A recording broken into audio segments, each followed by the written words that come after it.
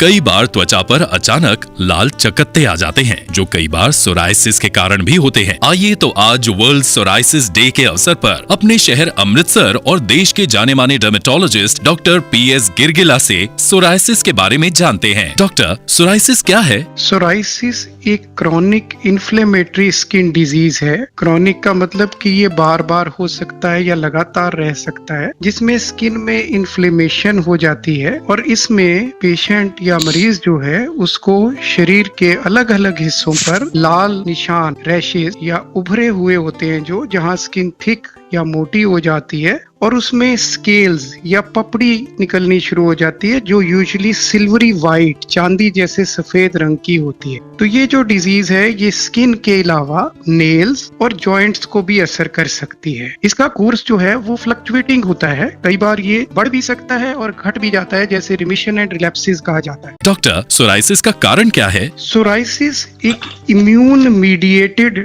Disease है जो कि जेनेटिकली प्रीडिस्पोज्ड पर्सन्स में होती है। इसका कहने का मतलब ये है कि एक तो कुदरती ही जेनेटिकली उसकी प्रीडिस्पोजिशन है उस पर्सन की इस बीमारी को होने की, बट कुछ उसमें इम्यून फैक्टर्स होते हैं, जैसे कि कुछ ऑटो इम्यून डिजीजेज होती हैं। इम्यून हम समझते हैं कि बीमारी से लड़ने की जो हमारा बॉडी का सिस्टम है, इम्यून सिस्टम, उसमें कुछ ऐसा एबनॉर्मेलिटी आ जाती है कि वो बजाय कि शरीर को प्रोटेक्ट करने के, बचाव करने के, वो कुछ अपने ही शरीर के ऑर्गन्स या सेल्स के प्रति कुछ हार्म या नुकसान करना शुरू कर देता है। डॉक्टर, सोराइसिस किसे होता है? क्या ये संक्रामक है? सोराइसिस एज अभी हमने डिस्कस भी किया कि ये बिल्कुल भी संक्रामक या कंटेजियस डिजीज नहीं है। ये एक दूसरे से फैलने वाली डिजीज भी नहीं है और ये कोई कीटाणु या इन्फेक्शन के थ्रू भी नहीं होती और ना ही इसके प्रति कोई स्टिग्मा या घृणा अटैच करने के लिए, क्योंकि ये कोई शारीरिक संबंध, बॉडी कांटेक्ट या ऐसे हवा से, वातावरण से, किसी से भी फैलने का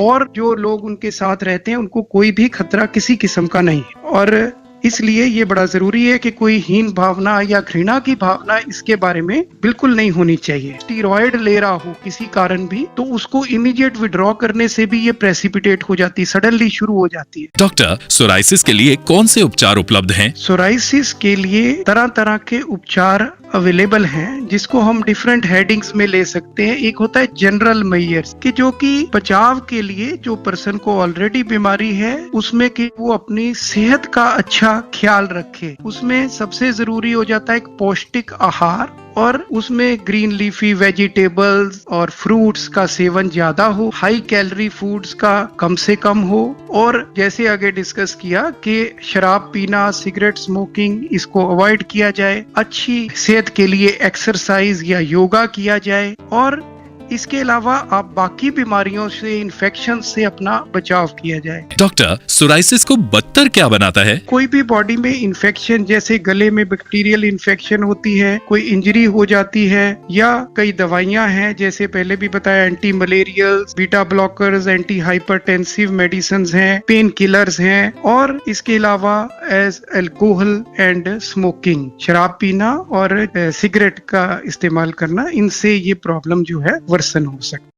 डॉक्टर, सोराइसिस का कारण क्या है? सोराइसिस एक इम्यून मीडिएटेड डिसीज है जो कि जेनेटिकली प्रीडिस्पोज्ड पर्सन्स में होती है। इसका कहने का मतलब ये है कि एक तो कुदरती ही जेनेटिकली उसकी प्रीडिस्पोजिशन है उस पर्सन की इस बीमारी को होने की, बट कुछ उसमें इम्यून फैक्टर्स होते हैं, जैसे कि कुछ ऑटो इम्यून डिजीजेज होती हैं। इम्यून हम समझते हैं कि बीमारी से लड़ने की जो हमारा बॉडी का सिस्टम है, इम्यून सिस्टम, उसमें कुछ ऐसा एबनॉर्मेलिटी आ जाती है कि वो बजाय कि शरीर को प्रोटेक्ट करने के, बचाव करने के, वो कुछ अपने ही शरीर के ऑर्गन्स या सेल्स के प्रति कुछ हार्म या नुकसान करना शुरू कर देता है। डॉक्टर, सोराइसिस को बदतर क्या बनाता है? कोई भी बॉडी में इन्फेक्शन, जैसे गले में बैक्टीरियल इन्फेक्शन होती है, कोई इंजरी हो जाती है, या कई दवाइयां हैं जैसे पहले भी बताया, anti malarials, beta blockers, anti hypertensive medicine हैं, पेन किलर्स हैं, और इसके अलावा